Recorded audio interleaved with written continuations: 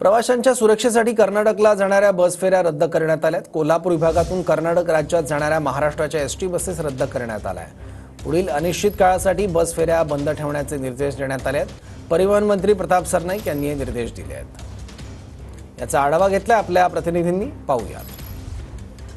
महाराष्ट्रातील बस चालकाला कर्नाटकातील चित्रदुर्गमध्ये मारहाण केल्याची आणि त्याला काळं फासल्याची घटना आहे ती घडलेली होती आणि त्याचे पडसाद अजूनही उमटताना पाहायला मिळत आहेत। खरं तर परवा रात्री हा सगळा प्रकार झाल्यानंतर कालपासूनच कोल्हापुरातील सर्वच बस स्थानकातून कर्नाटककडे जाणाऱ्या सगळ्या बस सेवा बंद करण्यात आलेल्या आहेत। निपाणी, बेळगाव, हुबळी या ठिकाणी जाणाऱ्या ज्या काही बस आहेत त्या पूर्णतः बंद आहेत आणि अनिश्चित काळासाठी या सगळ्या बस सेवा बंद असतील असं काल सकाळी सांगण्यात आलेलं होतं। मात्र काल ठाकरे गटाने या संदर्भात आंदोलन देखील केलं। त्यानंतर राज्यभरात देखील या सगळ्या घटनांचे पडसाद आहेत ते उमटले आणि त्यामुळे रात्री उशिरा या संदर्भात आणखी एक निर्देश देण्यात आले, ते म्हणजे अनिश्चित काळासाठी ही सगळी बस सेवा जी आहे ती बंद करण्याच्या सूचना परिवहन मंत्र्यांनी दिल्या आहेत। त्यामुळे आज देखील महाराष्ट्रातून बेळगावलाची एसटी सेवा जी आहे ती बंद असल्याचं पाहायला मिळतंय। सुनील काटकर, भूषण पाटील, TV9 मराठी, कोल्हापूर।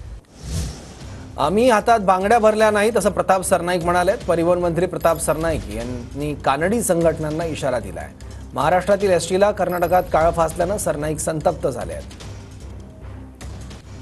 महाराष्ट्र कर्नाटक सीमावाद काय आजचा आहे का?